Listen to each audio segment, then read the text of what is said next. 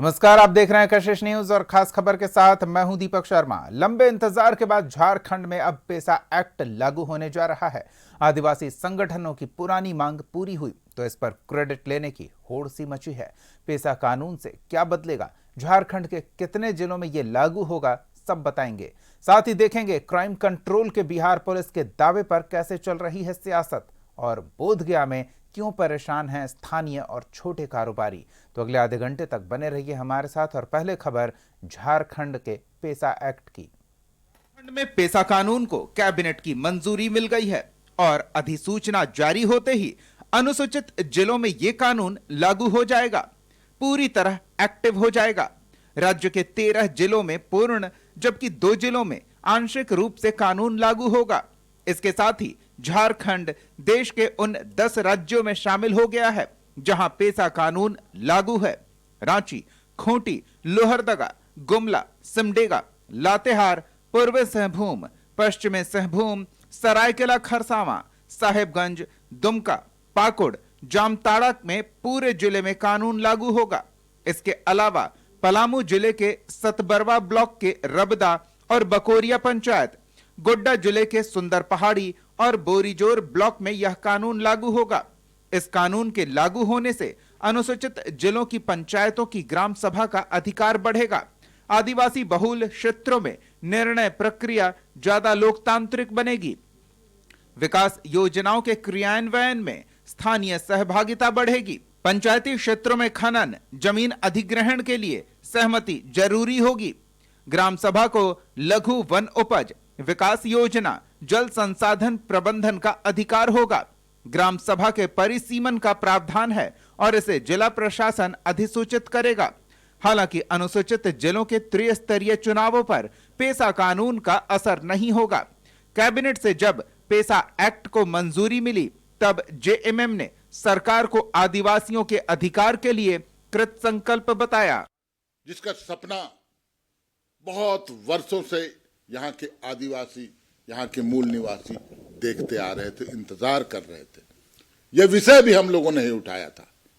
पेसा की लड़ाई लड़ते कभी आपने किसी भाजपा नेता को नहीं देखा होगा, किसी अन्य नेता को नहीं देखा होगा। झारखंड मुक्ति मोर्चा ही इसकी आवाज उठाने का काम किया। सदन से लेकर सड़क तक लड़ाई लड़ी हम लोगों ने और अंततः हमारे युवा मुख्यमंत्री हेमंत सोरेन जी ने इसे लागू किया। पूरी बारीकी से छानबीन के पश्चात कोई त्रुटि न रह जाए, आदिवासी स्वशासन व्यवस्था लागू हो, मुंडामान की प्रथा और भी जो स्थानीय व्यवस्था होती है उसे पुनर्जीवित करने का काम किया। पेसा कानून लागू होने पर अनुसूचित जिलों की पंचायतों की ग्राम सभा का अधिकार बढ़ेगा। शराब की दुकान ग्राम सभा की अनुमति के बाद खुलेगी। चोरी और छोटे अपराधों की सुनवाई ग्राम सभा करेगी। ग्राम सभा को 2000 रुपए तक जुर्माना का अधिकार होगा। स्कूल, स्वास्थ्य केंद्रों के संचालन में ग्राम सभा का हस्तक्षेप होगा। ग्राम सभा कर्मचारियों की अनुपस्थिति पर कार्रवाई की अनुशंसा करेगी। 1 एकड़ से कम जल क्षेत्र पर ग्राम सभा का नियंत्रण होगा। इस क्षेत्र में मछली पालन का निर्णय ग्राम सभा करेगी। बीजेपी ने भी इस कानून को लागू करने का श्रेय लेने की कोशिश की। कई वर्षों से लगातार आदिवासी संगठन पेसा कानून इस राज्य में लागू करने की मांग को लेकर लगातार संघर्ष करे। यह संघर्ष उन सभी की जीत है। माननीय हाईकोर्ट ने भी इस पर लगातार राज्य सरकार को फटकार लगाते हुए पेसा कानून जल्द से जल्द लागू करने की बात की। मैं उनको भी धन्यवाद देना चाहूँगा और कैबिनेट का निर्णय है तो मैं कैबिनेट को भी विशेष रूप से धन्यवाद देना चाहूँगा। लेकिन इन लोगों ने, सत्ता में बैठे लोगों ने इसमें कुछ बिंदु को संशोधन किया है और ये अभी पब्लिक डोमेन पे ये लोग लाए भी नहीं है कि ये क्या संशोधन किया गया है। देखिए, मैं तो यही कह सकता हूं और स्पष्ट रूप से कह सकता हूं कि पेसा का जो मूल भाव है, मूल आत्मा है, वो है रूढ़िवादी शासन, स्वशासन व्यवस्था।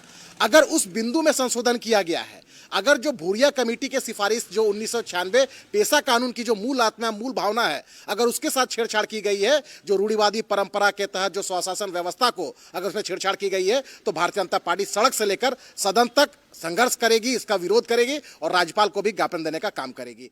पेसा एक्ट 1996 में बनाया गया था, लेकिन एकीकृत बिहार में यह कानून लागू नहीं हुआ और अलग झारखंड राज्य लागू होने के 25 साल बाद कैबिनेट से इसकी मंजूरी मिली है। कांग्रेस ने इसमें देरी के लिए बीजेपी को जिम्मेदार ठहराया है।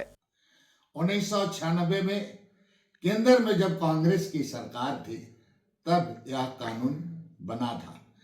आज इस नियमावली का कैबिनेट से मंजूरी होने के बाद यह कहा जा सकता है कि यहाँ की जल, जंगल, जमीन, खनिज संपदा का संरक्षित और सुरक्षित रखने का के लिए बल मिलेगा।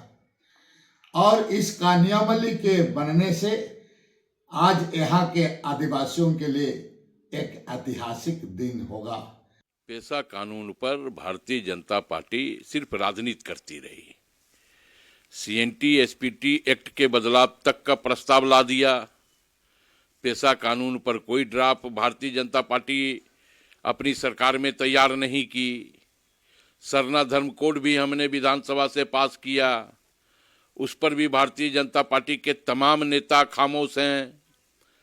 तो चूंकि आरोप सिर्फ लगा देना ये भारतीय जनता पार्टी की फितरत बन चुकी है।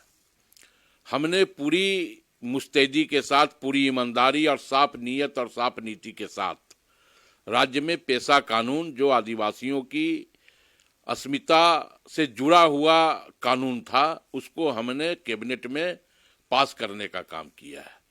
तो अब हर मामले में भारतीय जनता पार्टी को बेचैनी है, क्योंकि वो काम तो कुछ करती नहीं। पेशा नियमावली के अनुसार ग्राम सभा का गठन होगा और हर महीने कम से कम एक बैठक होगी। वैसे झारखंड पंचायती राज अधिनियम 2001 के प्रावधान पहले से ही पेशा के अनुरूप हैं, इसलिए पंचायत चुनाव पर इसका असर नहीं पड़ेगा। कशिश न्यूज के लिए रांची से राहुल कुमार की रिपोर्ट।